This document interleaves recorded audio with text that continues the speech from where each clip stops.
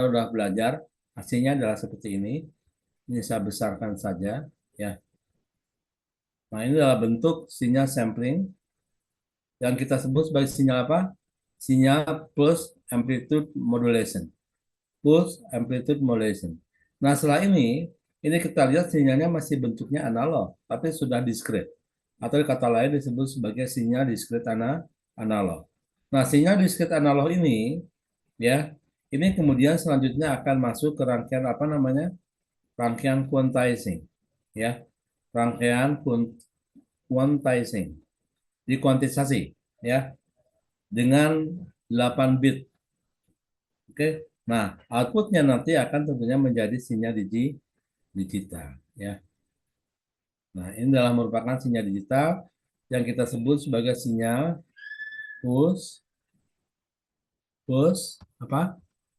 Pulse code modulation atau PCM. Sinyal PCM, ya, atau sinyal PCM. Nah, sinyal PCM ini sudah berupa sinyal bit stream, aliran sinyal bit-bit sinyal digital, ya, yang tentunya memiliki harga biner 01 atau simbol 1, simbol 0 dan seterusnya. Ya. Nah, sekarang dari mana munculnya besaran data rate sebesar 64 kilobit per second dan seterusnya 2008 kilobit per second dari sini, ya. Jadi, signal, ya, analog setelah disampling dengan frekuensi sampling 2 kali yang tertingginya di sini kan berapa? 4 kHz kan? Berarti frekuensi samplingnya berapa? 4 kilo, 2 kali 4 kilo berarti 8 kHz, ya. Jadi frekuensi samplingnya adalah 8.000 Hz atau 8 kHz. Ya, karena frekuensi tertinggi dari suara manusia atau voice band adalah 4 kHz. Nah, kemudian sinyal ini setelah disampling akan menghasilkan jumlah sampel. Ini adalah sampel-sampel, ya. Ini adalah sampel-sampel yang saya gambarkan jelek seperti ini adalah sampel-sampel. Saya bertanya pada Anda, kalau sinyal analog ini kita sampling dengan frekuensi samplingnya 8.000 Hz atau kita sampling 8.000 kali, berarti berapakah jumlah sampel yang dihasilkan? Berapa? Kalau sebuah signal, ya, saya sampling 8.000 kali, atau sinyal kita sampling dengan frekuensi 8.000 Hz, berapakah jumlah samplingnya? Jadi kalau ada suatu signal, ya, setiap detik kita sampling sebanyak 8.000 kali, atau frekuensinya 8.000 Hz per detiknya, maka berapakah jumlah sampling yang diperoleh? Adalah berapa? 8.000 sampel, ya. Sampel itu adalah potongan-potongan ini, ya. Sampel per detik. Jadi satu detiknya, ya, setelah disampling dengan frekuensi 8.000 Hz akan menghasilkan 8.000 buah sampel. Jadi ibaratnya seperti kertas lah. Kertas, ya, jadi kita bisa mengirim informasi ke seseorang yang ada di penjara misalkan dengan cara kertas isinya informasi tersebut kita cacah, kita potong-potong 8.000 kali sehingga akan menghasilkan 8.000 pieces, 8.000 potongan kertas, ya toh. Nah, kalau satu persatu kita kirim, satu potong kita kirim, berikutnya kita kirim, lalu direkonstruksi, dibangun kembali, dikumpulkan dengan rapi sesuai dengan waktu kedatangannya, maka akan menghasilkan kertas yang utuh lagi dengan informasi yang pasti mirip dengan aslinya. Ya, gitu kan? Analoginya seperti itu. Nah, kira-kira seperti itulah analogi daripada teknologi ini. Jadi kembali ke sini bahwa hasil 8.000 sampel per detik ini kemudian dikuantizing dengan 8 bit, ya. 8 bit informasi, oke? Jadi ini kita kalikan dengan 8 kita kalikan dengan 8 bit per sampel. Ya. Jadi kalau setiap sampel ini kita quantizing dengan 8 bit informasi, itu samanya kita kalikan dengan 8 bit informasi. Jadi berapa hasilnya? 8.000 sampel, 8.000 sampel ya per detik kita kalikan dengan 8 bit per sampelnya, menghasilkan berapa bit per detik. Ini bisa kita coret ya. Ya toh, bisa kita coret hasilnya. 8.000 kali 8 berapa? Halo? 8.000 kali 8 berapa? 64.000. 6.064 ribu bit per detik. BPS. BPS itu bit per detik ya. Nah, ini yang kita sebut sebagai basic rate. Ya, ini kita sebut sebagai basic rate. Kenapa basic rate? Karena basic rate ini adalah kecepatan data untuk satu voice, untuk satu kanal suara manusia. Ya, jadi satu kanal suara manusia, jadi kalau saudara bicara, itu diubah ke dalam bentuk sinyal digital, menghasilkan kecepatan data sebesar 64.000 bit per second. Atau bandwidth-nya adalah 64 kilohertz, karena BPS sama dengan hertz. Ya. Nah, saudara bandingkan, tadi saya katakan bahwa bandwidth suara manusia untuk satu orang atau satu kanal, ya suara manusia berapa bandwidth-nya tadi? Baseband-nya berapa? Baseband-nya adalah 4 kilohertz. Ya, untuk manusia. Oke. Itu masih sinyal analog. Masih sinyal analog. Nah, sekarang setelah diubah ke dalam bentuk sinyal digital ini, yang selanjutnya kita sebut sebagai sinyal PCM atau pulse code modulation, itu kecepatan datanya 64.000 bit per second. Karena satuannya di sini BPS, jadi ini merupakan kecepatan data. Atau kalau kita katakan dalam bandwidth, ini sama dengan 64.000 Hz bandwidth. Nah, sekarang kita bandingkan. Bandwidth kanal manusia, satu kanal, itu untuk pentransmisian, ya, pentransmisian informasi kanal manusia, untuk satu kanal hanya butuh 4 kHz dalam transmisi analog. Dalam transmisi digital, kita membutuhkan bandwidth sebesar 64.000 Hz atau 64 kHz untuk kanal, untuk satu buah kanal suara. Berarti berapa kali lipatnya nih? 64 bagi dengan 4 berapa kali lipat? 30. 30 berapa kali lipat? 64 bagi dengan 4 berapa? Berapakah? Ya, berapa kali lipat bandwidth ya yang dibutuhkan dalam transmisi digital dibandingkan dengan transmisi analog. Kita lihat di sini nih. Kalau di analog hanya butuh 4 kHz bandwidth-nya ya. Jadi kalau kita transmisi informasi kan perlu bandwidth. Ibaratnya perlu kanal, ibaratnya perlu jalan lah. Jalan tol itu bandwidth itu.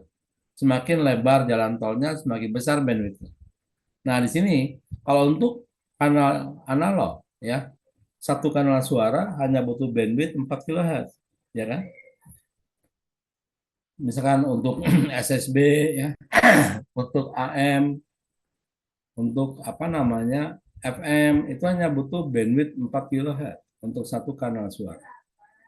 Nah, tapi dalam transmisi digital ini membutuhkan kanal bandwidth sebesar 64 kHz. Betapa besarnya kebutuhan bandwidth untuk mentransmisikan sinyal digital.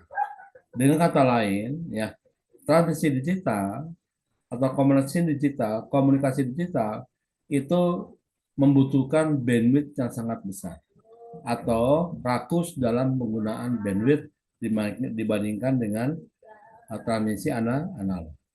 Tapi memang itulah sunatullahnya seperti itu ya. Karena memang kita kebutuhan sekarang adalah semuanya serba digital, ya meskipun perlu bandwidth yang besar, ya apa boleh buat, tetap kita lakukan. Tinggal kita sekarang berpikir bagaimana caranya engineer dapat apa namanya merekayasa agar supaya dapat meminimalisasi bandwidth yang diperlukan yang sebesar tersebut. Jadi bisa kita minimalisasi, nggak perlu kita mentransmisikan dengan bandwidth ideal sebesar 64.000 Hz, bisa kita minimalisasi. Nah, nanti akan kita bahas lebih jauh ya tentang apa namanya, bagaimana kita dapat mentransmisikan informasi dengan penggunaan bandwidth yang diusahakan seminimal mungkin. Ya, memang itulah merupakan constraint bagi seorang engineer komunikasi adalah bagaimana dia dapat memperkecil bandwidth, ya, sehingga ini dapat memperoleh spektral efisiensi yang semakin besar. Artinya efisiensi transmisinya semakin besar bila mana bandwidthnya bisa kita persempit, begitu ya. Nah, tentunya ada teknik-tekniknya nanti kita bahas ke depannya ya tentang ini. Nah, kita kembali ke sini sementara ini ya.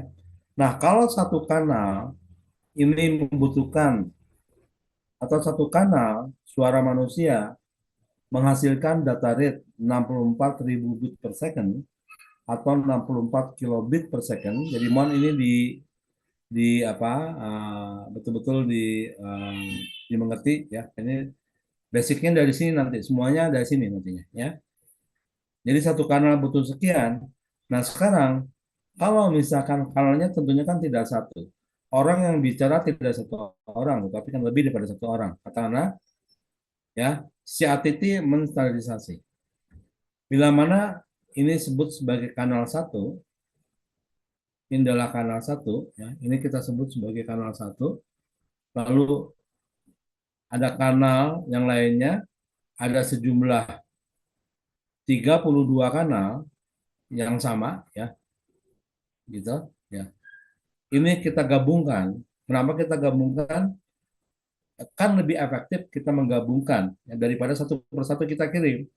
Contoh misalkan ya, kalau kita satu persatu kita kirim, satu orang kita kirim, misalkan anak sekolah lah ya, satu orang kita kirim pakai motor misalkan ke sekolah. Lalu berikutnya kita bonceng lagi satu orang kita kirim ke sekolah. Berapa waktu yang dibutuhkan? Ya toh? Pasti akan semakin besar. Akan lebih efektif dan efisien kalau kita nggak pakai motor, nggak pakai ojek, misalkan pakai Grab lah, ya, atau kendaraan lebih besar lagi. Sekaligus kita kirim ke sekolah selesai. Dalam waktu singkat kita bisa ngirim apa namanya siswa lebih besar. Idenya seperti itu. Nah, di sini pun sama, ya. Karena kanal itu kalau digabung, dengan kata lain bahasa tekniknya adalah di multiplexing. Bahasa tekniknya adalah di multiplexing. Jadi kalau kanal-kanal digabung atau di multiplexing jadi satu, kalau dikirim dalam satu saluran, maka ini akan lebih efisien. Nah, sisi ATT mensandarkan. Ada 32 kanal kalau digabung, berapa kecepatan datanya sekarang? 32 kalikan dengan 64.000 bit per second kan ya. Kalau satu kanal adalah 64.000 per second, atau disebut basic rate, lalu kalau ada 32 kanal, ya kita multiplexing, kita gabung jadi satu, berarti data rate-nya kan lebih besar, 32 kalinya. Atau 32 kali 64.000 sama dengan 2048. Ini gini ya angkanya nih. Nih ya, PPS. Coba sudah kalikan aja ya. Atau kalau dalam bahasa lebih singkat lagi, inilah 2048 kilobit per second atau 2,048 megabit per second. Nah, ini adalah data rate setelah dimultiplexing yang berisi berapa kanal? Berisi 32 kanal. Cuman dari 32 kanal ini hanya ada 30 kanal ya yang digunakan untuk voice, untuk menyimpan informasi suara. Yang dua kanal lainnya, semuanya kan 32 kanal tuh. Yang 30 kanal ya untuk keperluan komunikasi suara, sedangkan yang dua kanal lainnya itu digunakan untuk keperluan apa? Signaling dan sinkronisasi. Ya. Nah, kemudian kanal-kanalnya disimpan dalam satu apa namanya? Satu ruang waktu yang kita sebut sebagai time slot. Ada namanya time slot seperti ini ya. Mungkin sudah pernah dengar istilah ini. Dari time slot, jadi kita tulis sebagai TS ya. TS itu adalah time slot ya. Time slot. Slot waktu. Yang dinomori dari nomor 0 terus sampai dengan nomor 31. Di mana time slot nomor 0 ini digunakan untuk keperluan sinkronisasi ya. Dari time slot nomor 1 sampai dengan nomor 15 itu digunakan untuk voice, sedangkan time slot nomor 16 di sini ada nih. Time slot nomor 16 itu digunakan untuk signaling ya. Lalu time slot nomor 17 sampai dengan time slot nomor 31 digunakan untuk menyimpan informasi suara. Ya, jadi apa namanya bit-bit informasi ini yang 64.000 bps ya per kanalnya itu disimpan di sini di time slot ini, ya. Di mana time slot itu berisi 8 bit informasi yang tentunya bergantian ya, sesuai dengan interval waktunya. Nah, ini yang kemudian disebut sebagai apa? Tributory. Tributary atau ini yang disebut standar I1 ya. Kalau sekarang sebutnya standar I1. Standar I1 sinyal PDH. PDH itu adalah Presynchronous Digital Hierarchy. Atau kalau bahasa sebelumnya ya, dari hasil konversi dari analog ke digital yang kita peroleh sinyal digital seperti ini, yang kita sebut sebagai push code modulation (PCM), kemudian dimultiplex ya menjadi kecepatannya 2008 kilobit per second, itu disebut sebagai tributory sinyal PCM TDM. TDM. TDM itu adalah singkatan daripada time division multiplexing. Jadi push code modulation, time division multiplexing. Kalau sebelum multiplex disebut sinyal PCM ya, hasil daripada konversi dari analog ke digital. Setelah dimultiplexing, setelah digabung ke dalam bentuk 32 kanal tadi, nah sekarang sinyalnya disebut sinyal PCM TDM. PCM TDM. Jadi push code modulation time division multiplex ya. Nah, yang sekarang ini ya, setelah digabung ini kita sebut sebagai sinyal tributory I1 atau tributory 2 megabit ya. Oke. Nah, ini merupakan sekarang bukan basic rate lagi, tapi merupakan apa namanya apa ya? Jadi kalau nambah seriesnya the smallest fraction dari sinyal PDH adalah sinyal tributory. Jadi sinyal tributory merupakan sinyal standar ya yang distandarisasi secara internasional yang disebut sebagai I1, signal I1 signal yang berisi 32 kanal suara ya kan. Jadi 30 untuk kanal suara, maaf, yang dua untuk apa? Untuk signaling dan sinkronisasi. Ya. Jadi sinyal tributory, sekali lagi saya ulang, sinyal tributory adalah standar sinyal I1, standar sinyal I1 yang berisi 30 kanal suara atau PCM 30. Yang selanjutnya ya apa namanya? Teknologi ini disebut teknologi PDH. Ya, teknologi PDH atau Flash Synchronous Digital Hierarchy. Ini adalah sebagai apa namanya teknologi pendahulu ya, sebelum kita sekarang mengenal teknologi SDH atau Synchronous Digital Hierarchy. Oke. Ya, saya kira sementara ini ada pertanyaan terkait dengan pembahasan sampai ke apa sinyal tributori Iwan ini.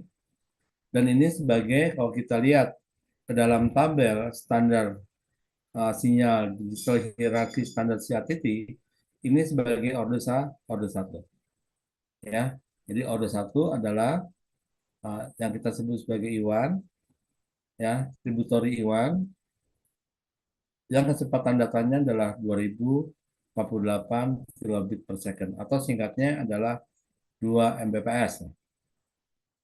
Persisnya adalah 2048 kilobit per second atau 2,048 Mbps. Ya, ada pertanyaan di sini? Saya kira udah cukup jelas ini ya.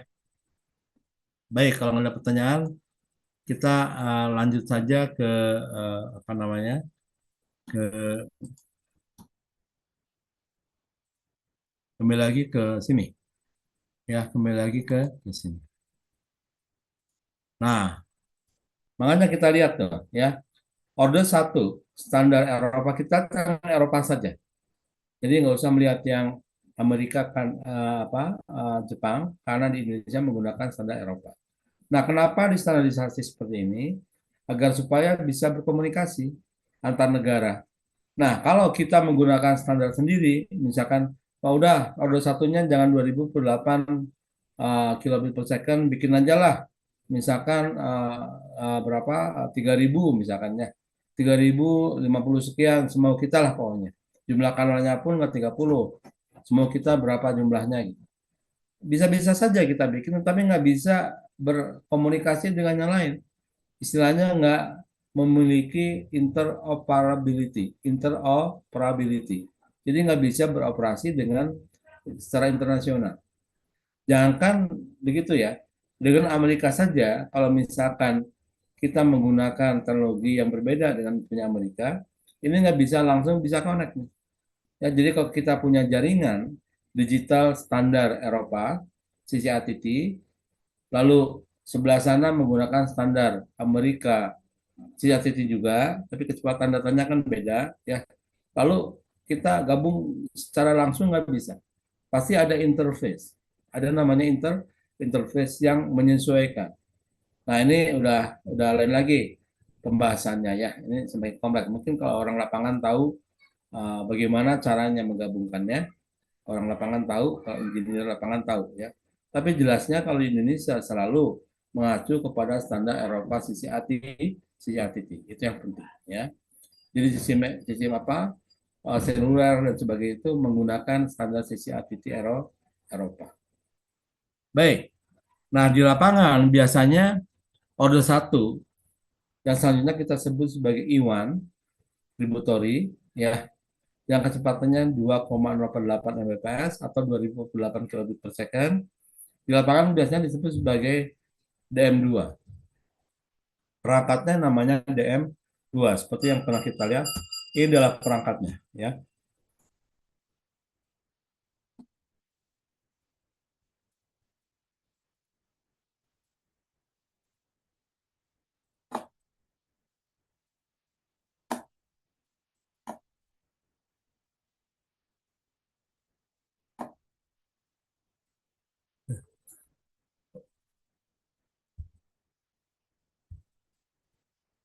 Nah, ini adalah perangkat namanya DM2.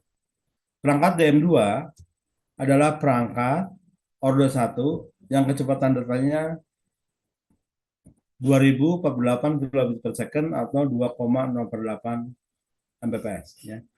Nah, spesifikasi daripada perangkat DM2 ini pertama, bitrate-nya sekian, 2048 kilobit per second ya. Udah kita bahas tadi.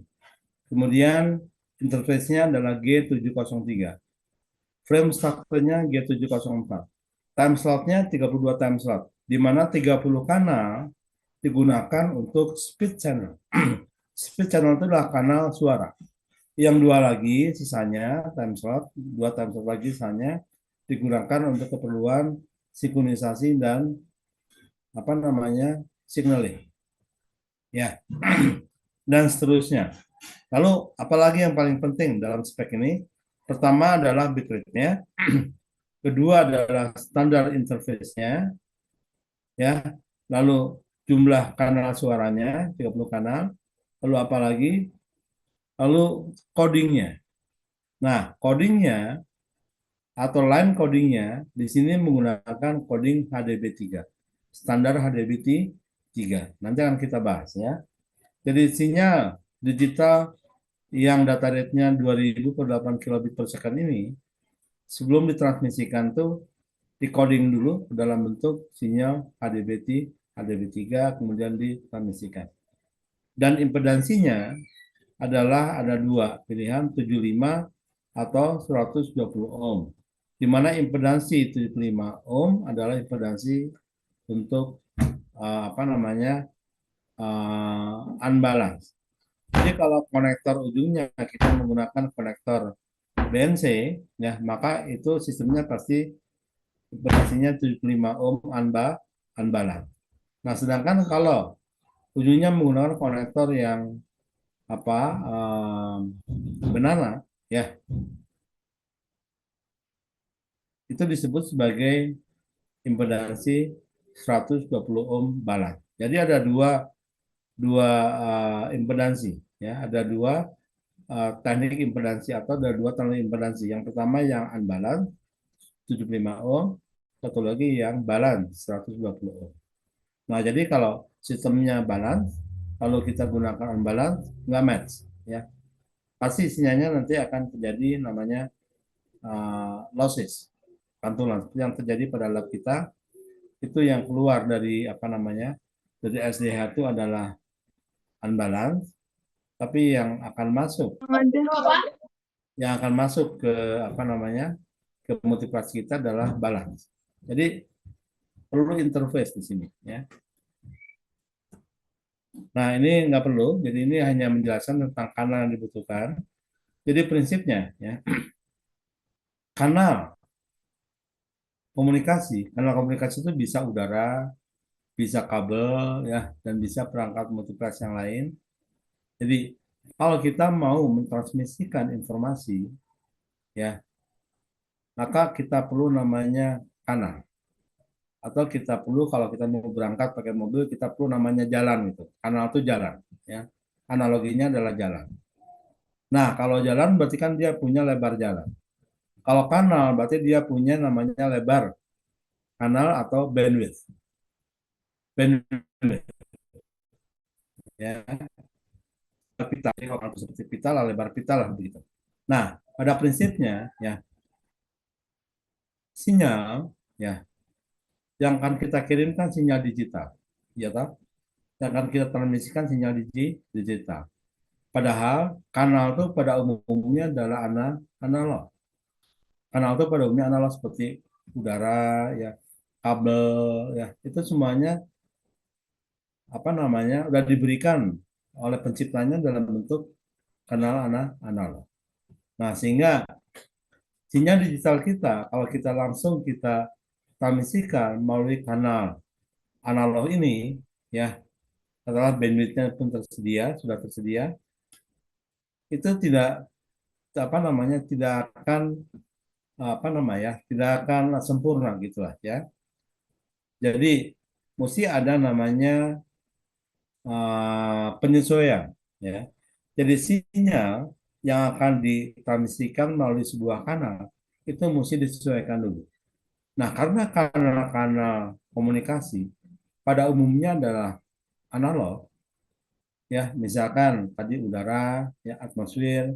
Kalau dalam komunikasi radio kan menggunakan udara sebagai kanal komunikasi, ya, itu analog. Kemudian kita menggunakan kabel juga analog, kita menggunakan fiber optik juga analog, semuanya hampir serba analog. Sementara informasi kita dalam bentuk sinyal digital. Nah, ini perlu namanya penyesuaian dulu agar supaya dapat ditransmisikan sinyal tersebut dengan baik, dengan sempurna, dengan lancar. Caranya gimana? Dengan caranya kita modulasi. Jadi sinyal digital itu, ya, yang kecepatannya tadi 2048 kbps atau order yang lainnya lebih cepat lagi, lebih besar lagi, itu dimodulasi dulu agar supaya menyesuaikan dengan kanal komunikasi yang serba analog itu, ya, begitu ya. Jadi itulah teknik transmisinya, nanti akan kita bahas juga bagaimana cara kita memodulasi sinyal digital. Oke, ini kita lewat saja. Sekarang kita ini kenapa kok berhenti?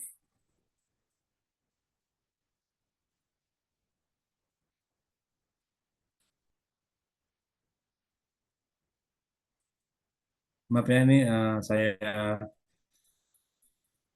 matikan sekian nih.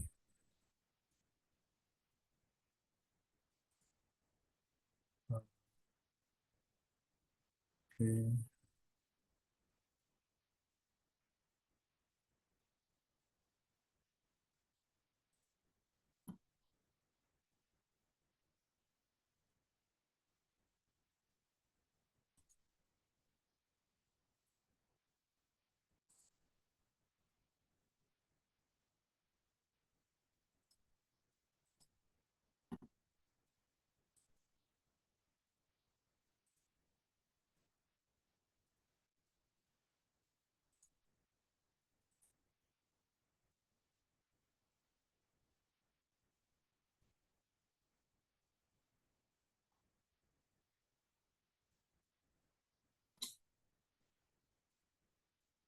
Ya, sekarang kita masuk tadi ini udah ya.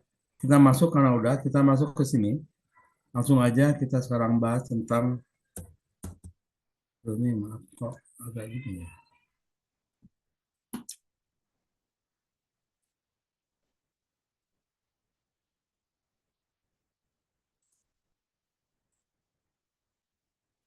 Sebentar nih ya.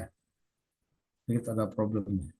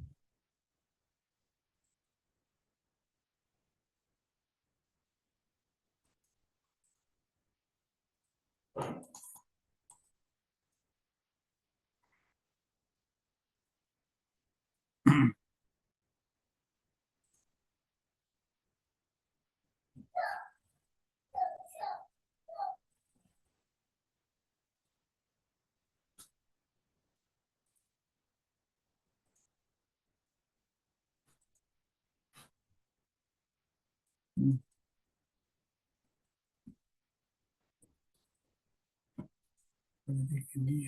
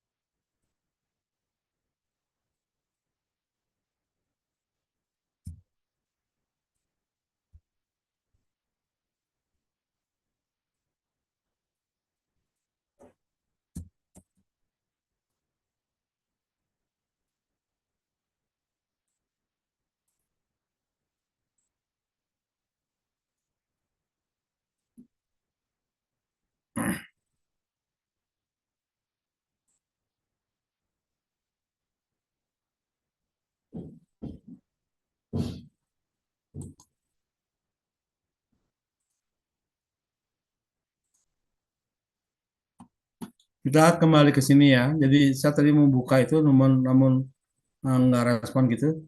Kita pakai ini aja, sama aja ya. Jadi kita pakai pet saja.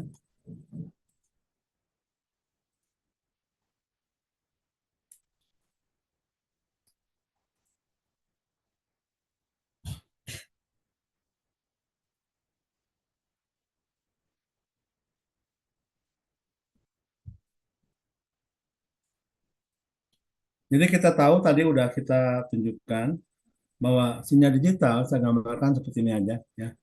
Sinyal digital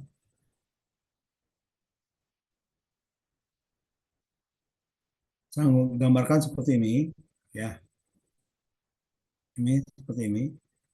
Ini T, ini adalah amplitudanya ya.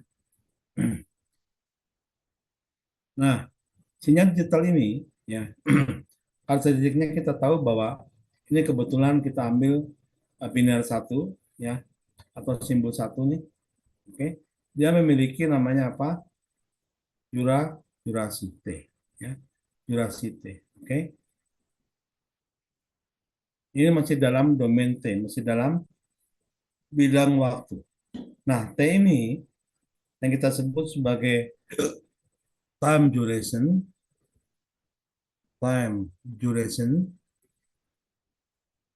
ya. Ini akan menghasilkan apa? Kalau kita punya T, yaitu adalah lebar pulsa dari nol ke sini ya, T. Jadi kalau durasinya adalah T, maka kita bisa tahu bahwa kecepatan datanya ya, atau data rate atau D, saya tulis adalah D, itu sama dengan 1/T ya, 1/T. Oke, itu dulu ya. Nah, kemudian saya sudah mengatakan tadi bahwa sinyal digital itu memiliki apa, memerlukan bandwidth yang besar. Kenapa? Karena kalau kita lihat ya, ini dalam time domain. Nah, sekarang bagaimana dalam frekuensi domainnya? Dalam frekuensi domainnya, dalam domain frekuensinya. Ya, untuk sinyal digital ini ternyata seperti ini ya. Ternyata seperti ini.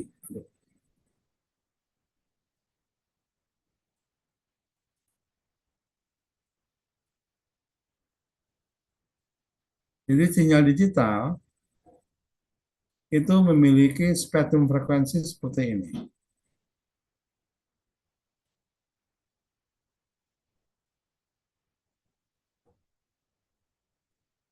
Ini gambarnya kurang baik ya. Seperti ini. Ini frekuensi. Oke. Di mana frekuensi adalah satu per T. Nah, kalau ini adalah amplituda sama A amplitudanya, maka kalau pulsanya adalah lebarnya adalah T, ya berarti frekuensinya di sini adalah satu per T. Oke. Sekali lagi, kalau sinyal digital itu durasinya atau time durationnya atau lebar pulsanya adalah T, maka bentuk spektrumnya seperti ini ya.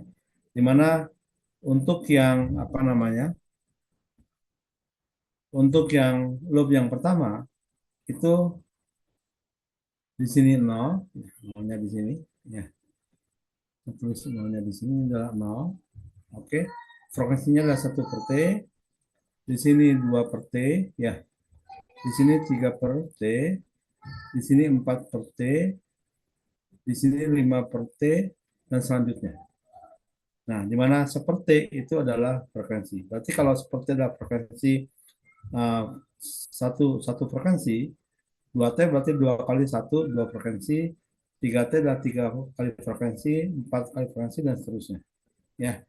Nah, ini adalah bentuk spektrum dari sinyal digital. Nah, katakanlah misalkan kalau T-nya adalah 1 milisecond, misalkan T-nya adalah 1 milisecond. Berarti data rate-nya berapa? Data rate-nya adalah 1 dibagi dengan 1 milisecond sama dengan 1000 bps. 1000 bit per second. 1 dibagi 1 milisecond. 1 milisecond adalah 1/1000 second. Ya, oke. Kalau nggak paham, nanya ya. Tapi kalau nggak nanya, saya anggap paham ya. Bisa ngikutin. Berarti frekuensinya di sini, kalau T-nya adalah 1 milisecond, lalu kita ingin melihat bentuk domain frekuensinya, dalam domain frekuensi, kalau ini dalam domain waktu kan ya. Kita ambil satu pulsa saja ya. Ini sebetulnya deretan bit stream digital. Kita ambil satu pulsa saja ya. Yang T-nya adalah 1 milisecond, maka bentuk spektrumnya seperti ini ya. Yang menempati frekuensi ruang frekuensi sangat besar sekali, dari 0 ke 1T, lalu dari sini ke sini dan seterusnya. Nah, kalau T-nya 1 milisecond, berarti kecepatan datanya adalah 1000 bps, berarti ini adalah frekuensinya 0, di sini 1000, ya kan? Di sini 2000, di sini 3000, di sini 4000, 5000, dan selanjutnya. Paham ya? Nah, ini yang saya katakan tadi bahwa untuk mentransmisikan sinyal digital ini membutuhkan bandwidth yang besar nih, seperti ini. Berarti kalau tanpa kita filter dan sebagainya, dia butuh bandwidth sampai 5000 Hz hanya untuk mentransmisikan data yang kecepatannya adalah 1000 fps. Dalam analog, ya, untuk frekuensi 1 kilo, ya hanya butuh bandwidth 1 kilo. Ya kan? Ini bisa sampai hingga ini. Bandwidth. Nah, ya, karena BEM itu sesuatu yang jarang. Ya, kenapa kita sandwich lagi ke nikmatnya ya. Tadi sudah kita adaptasi frekuensi sampling, ya kan? Ini pun sama. Niku kita perlu mentransmisikan semua komponen frekuensi ini, ya. Tidak perlu karena membutuhkan apa? Bandwidth yang besar. Jadi Nyquist mengatakan bahwa cukup kita batasi pada frekuensi Nyquist saja, yaitu di sini. Ya. Kita batasi di sini saja.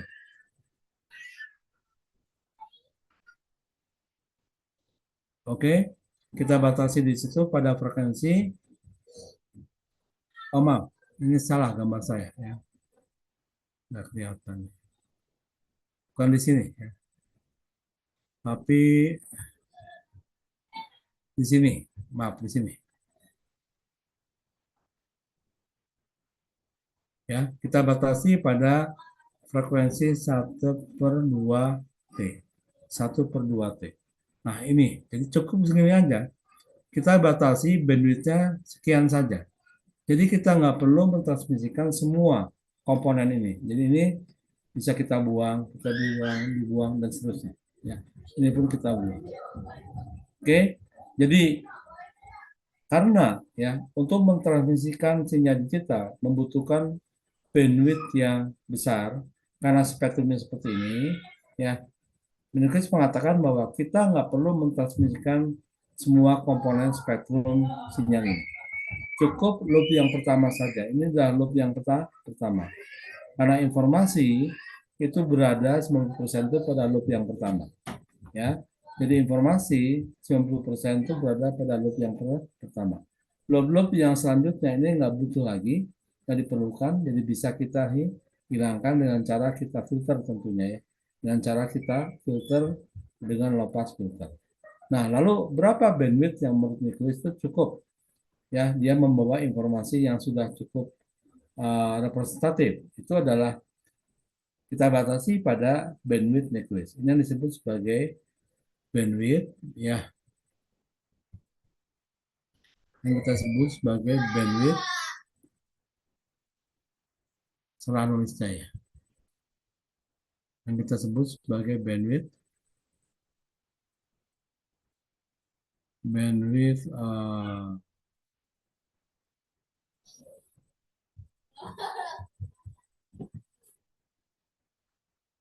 bandwidth Nyquist atau Nyquist bandwidth ya. Oke, atau disingkat sebagai BN ya. Kita singkat sebagai BN. BN adalah bandwidth Nyquist. Oke. Nah, di mana bandwidth-nya adalah itu pada frekuensi Nyquist. Frekuensinya kita sebut sebagai frekuensi Nyquist Fn.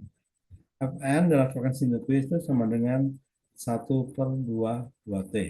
1/2T. Nah, berarti kalau T-nya adalah berapa tadi? 1000 bps ya, atau frekuensinya adalah 1000 Hz, maka ini adalah jatuh frekuensi berapa nih? Kalau ya kita lihat spektrumnya ini ya, ini jatuh pada frekuensi 1000 Hz kan, karena T-nya adalah 1000 bps. Gitu. Berarti di sini loop pertama jatuh pada frekuensi 1000 Hz, kedua di 2000 Hz, 3000 Hz, dan seterusnya kan. Lalu kita batasi pada frekuensi Nyquist. Yaitu pada frekuensi berapa? Pada frekuensi 1/2T, artinya pada frekuensi berapa tuh? 1/2 kalikan dengan 1 milisecond adalah frekuensi berapa? Frekuensi 500 Hz ya. Oke. Jadi ini bandwidth-nya adalah 500 Hz. Atau frekuensi Nyquist-nya adalah 500 Hz. Ada pertanyaan sampai di sini? Jadi saya minta gini ya. Jadi kalau kamu nggak ngerti jangan diem aja ya. Tapi bertanya, sebabnya saya akan langsung terus jalan. Kalau kamu nggak bertanya, nanti jadi apa namanya ya? Jadi numpuk-numpuk terus. Ya, karena ini konsepnya di sini. Ya, sekali lagi bahwa apa yang saya ajarkan adalah konsepnya. Ya, apa yang kita cerita-cerita nggak tanpa konsep. Ya. Jadi kalau konsep sudah dipaham, suatu bisa melakukan ke depannya nanti. Ya. Nah, oke, kembali lagi. Di sini ada pertanyaan. Nah, jadi untuk mentransmisikan sinyal digital, kita batasi bandwidth-nya pada bandwidth Nyquist atau pada frekuensi Nyquist. Ya, yaitu frekuensinya adalah 1/2T. Oke, tergantung T-nya sekarang. Nah, dalam contoh di sini T-nya adalah 1 milisecond, berarti data rate-nya adalah 1000 bps kan, 1/1 milisecond. Atau dalam domain frekuensi itu frekuensinya jatuh pada frekuensi 0, 1000 ya kan nih, 0, 1000, 2000, 3000, 3 per T, 4000, 4 per T, dan seterusnya. Nah, ini nggak perlu kita transmisikan semua karena membutuhkan bandwidth yang besar. Nyquist mengatakan hampir 95% lah katakan dulu, atau hampir 99% itu informasi itu berada pada loop yang pertama. Pada loop yang pertama. Oleh karena itu, kita batasi saja pada frekuensi Nyquist saja. Ya. Karena informasinya pun masih cukup terwakili di sini. Ya. Meskipun kita batasi pada frekuensi Nyquist atau hanya cukup kita transmisikan dengan bandwidth Nyquist, maka itu cukup untuk memenuhi hampir semua informasinya. Jadi nggak ada kehilangan informasi. Oke. Nah, selanjutnya bagaimana caranya kita membatasi bandwidth Nyquist ini? Ya, tentunya caranya kita filter. Caranya kita filter. Ya. Jadi kalau kita filter di sini, kita filter di sini, oke? Kita filter di sini, maka hasilnya nanti ya itu akan berupa spektrumnya seperti ini. Hanya sinyal, bukan sinyal, hanya spektrum Nyquist saja yang muncul, spektrum bandwidth saja yang muncul ya. Setelah kita filter, setelah kita filter dengan filter apa nih? Filternya tentunya adalah low pass filter, gitu ya. Jadi baseband sinyal digital ini ya sebelum ditransmisikan dengan cara kita dimodulasi misalkan ya itu pertama-tama kita filter dulu dengan sebuah low pass filter. Jadi ini kita filter dulu dengan sebuah low pass filter. Tujuannya buat apa? Tujuannya adalah untuk membatasi bandwidth sinyal digital ini menjadi sinyal dengan bandwidth yang kita sebut sebagai bandwidth Nyquist. Nah, sinyal setelah difilter dengan low pass filter ini selanjutnya disebut sebagai band limited signal. Band limited signal. Jadi sinyal digital ini setelah dimasukkan ke filter, kita batasi pada frekuensi Nyquist, menghasilkan bandwidth Nyquist tadi kan. Nah, setelah itu baru kita dapat sebut bahwa sinyal itu adalah sinyal band limited signal. Signal yang bandwidthnya sudah kita batasi pada bandwidth Nyquist. Paham ya? Nah, semua proses modulasi baseband signalnya pasti melalui sebuah low pass filter dulu. Untuk apa? Itu tadi tujuannya adalah untuk membatasi bandwidth gitu. Sebabnya kalau mau dibatasi itu akan membutuhkan bandwidth yang besar. Padahal bandwidth kan digunakan juga untuk keperluan yang lain, untuk orang lain. Ya. Jadi kita batasi. Oke. Nah, nantinya pembahasan lebih lanjut ada teknik-teknik gimana caranya kita dapat mengefisiensikan transmisi kita dengan cara kita mempersempit keperluan daripada bandwidth. Nah, di sini batasannya masih adalah dengan cara kita filtering, kita batasi pada bandwidth request. Jadi filtering merupakan metode yang pertama untuk membatasi daripada bandwidth menjadi bandwidth request. Cara yang selanjutnya nanti ada cara yang lain ya, belum kita bahas. Sampai di sini ada pertanyaan dulu? Tidak, Pak. Kalau nggak ada, mungkin kita selanjutnya kita lihat ya.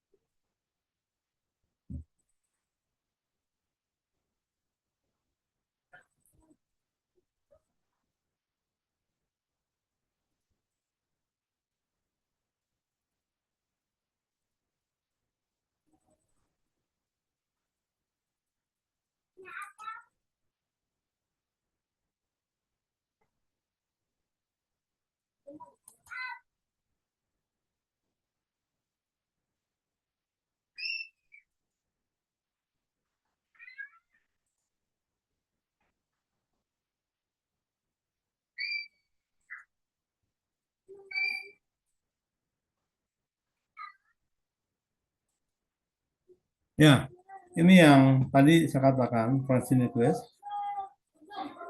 di mana function request fn itu sama dengan 1/2T ya, tinggal saya tulis. Nah, bagaimana caranya agar supaya kita dapat memperoleh bandwidth request? Tentunya dengan cara kita filter, ya. Ini adalah bentuk filter daripada filter low pass. Kita filter dengan filter low pass. Bentuk responnya seperti ini, saya kira saudara sudah tahu. Inilah bentuk respon frekuensi dari sebuah low pass filter, ya. Apa yang penting dari filter ini? Nah, filter ini, ya, kalau desain filternya ini kurang baik, kurang sempurna, ya, maka akan menghasilkan proses hasil proses pemfilteran juga yang kurang sempurna.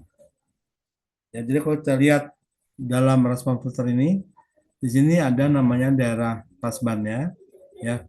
Kemudian ada apa namanya skirtnya atau curamannya, ya. Di mana ini yang kita sebut sebagai race cosine filter karena bentuknya seperti bentuk cosine, cosinus, ya, yang di race begitu. Ya. Nah, kalau filter ini nggak bagus, jadi ketika kita akan memfilter deretan sinyal digital seperti ini, ya, sinyal digital seperti ini, maka jadi deretan sinyal digital masukkan ke filter low pass, maka outputnya tentunya merupakan pulsa-pulsa seperti ini, ya. Di mana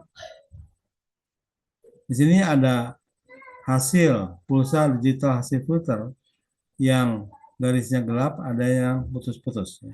Di mana masing-masing pulsa-pulsa ini, ya, setelah difilter itu akan jatuh pada setiap interval waktu T. Akan jatuh pada setiap interval waktu T. Ini yang disebut sebagai zero crossing. Jatuh pada titik yang sama, di titik 0. Nah, ini disebut sebagai zero crossing pada setiap interval waktu T. T 0, T, 2T, 3T, dan selanjutnya.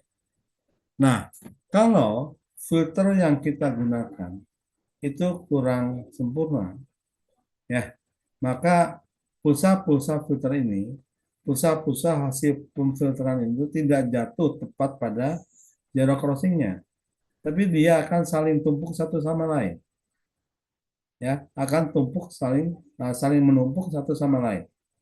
Nah, ini yang kita sebut sebagai ISI atau inter-simbol interference. Jadi kalau pulsa-pulsa ini saling tumpuk satu sama lain, maka akan saling berinterferensi satu sama lain. Nah, interferensi pulsa-pulsa simbol ini, karena ini merupakan simbol satu, ya, 0, 1, dan selanjutnya, ini selanjutnya disebut sebagai inter-simbol interference. Dan ini dapat juga kita analisis secara matematik dengan menggunakan fungsi Dirac. Dengan menggunakan fungsi di Dirac. Tadi udah ya dijelaskan di sini. Jadi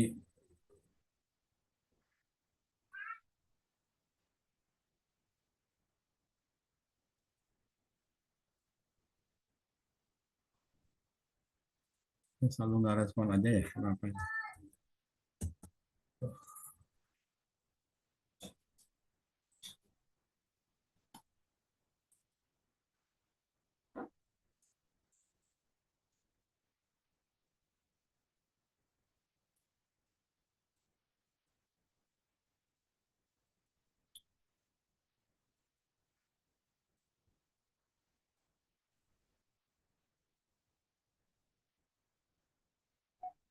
Jadi untuk menganalisis ini kita gunakan namanya fungsi fungsi Dirac, ya. Nah, jadi intinya adalah agar supaya tidak menimbulkan namanya intersimbol interference, ya. Ini sudah tidak usah khawatir dengan uh, pernyataan matematiknya, ya. Kan ini adalah penjelasan otomatis harus kita jelaskan sebetulnya ya. Di sini fungsi daripada hasil pulsa-pulsa hasil di filter adalah kalau kita tuliskan dalam bentuk matematik seperti itu. Ini dalam domain waktu dan dalam domain frekuensi.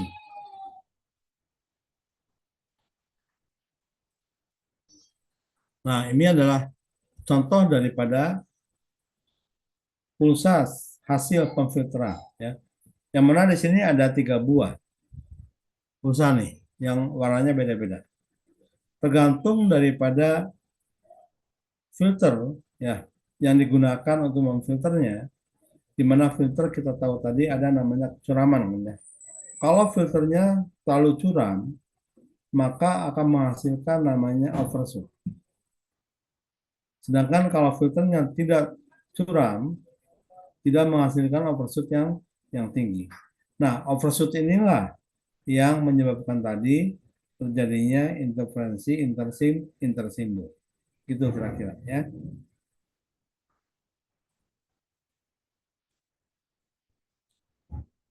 Nah, jadi ini mungkin lebih jelasnya di sini.